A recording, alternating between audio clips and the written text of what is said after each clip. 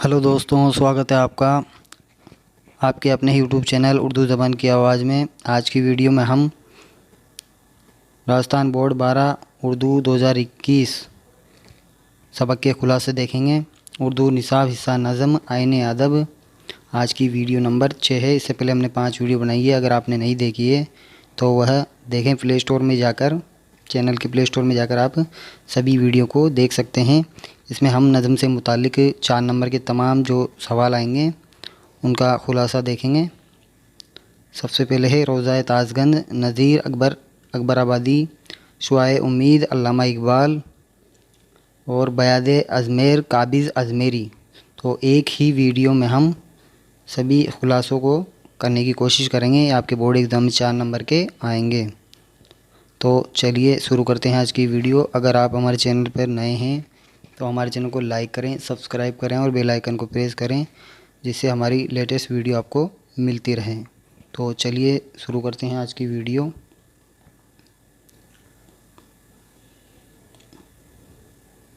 सबसे पहले है मरसिया गालिब, उसके बाद दूसरा है रोज़ा ताज़गंज, जदीद तरक्यात, शाह उम्मीद और बेयादी अजमेर।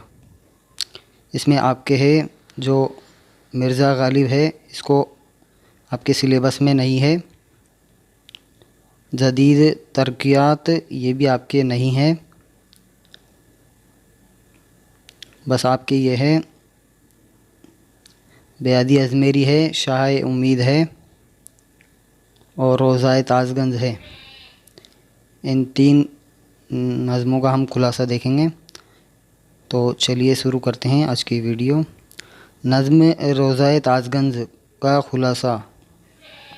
रोज़ा का मतलब होता है मकबरा, ताज़गंज का मतलब होता है ताज महल।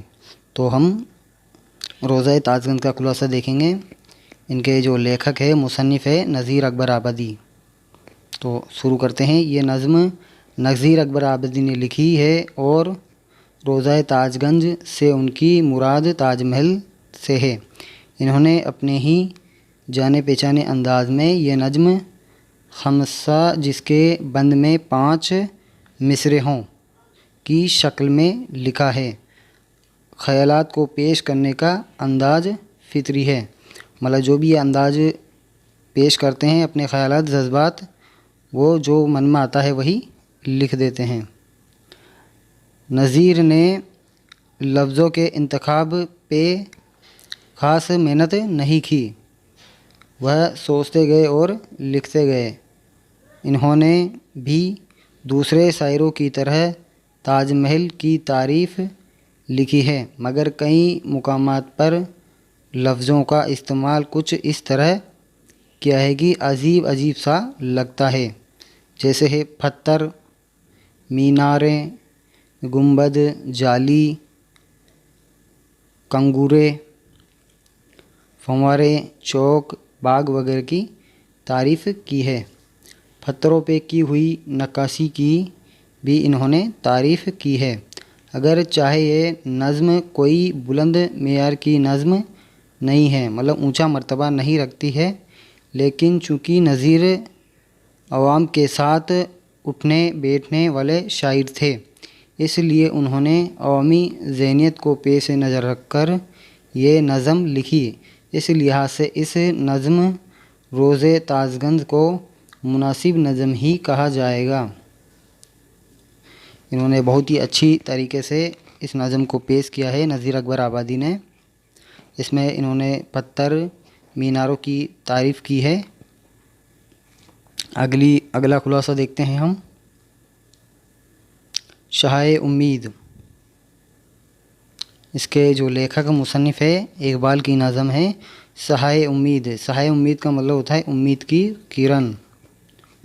इकबाल की नज़म शाह उम्मीद में सूरज और इसकी शौक किरणों की गफ्तगू मतलब होता है बातचीत की बुनियाद पर कायम है। किरण कहती है, मैं हिंदुस्तान की मिट्टी को जब तक रोशन ना करूँगी चैन से ना बैठूँगी। जबकि सूरज अपनी किरणों से कहता है कि तुमको दुनिया में कहीं भी आराम नहीं है, तुम वापस मेरी गोद में आ जाओ। सूरज कहता है किरणों से। यानी इकबाल इस नज़्म में कहते हैं कि हमें उम्मीद की किरण हमेशा रोशन रखनी चाहिए, जिससे हम नाकामी और मायूसी से निजात पालेंगे और दुनिया में कामयाब होंगे, मतलब सफल होंगे और खुशहाल होंगे। इकबाल कहते हैं कि हिंदुस्तान की मिट्टी से बड़े बड़े आलिम पैदा होंगे। आलिम का मतलब होता है जो जानकार होता है, उसे कहते हैं।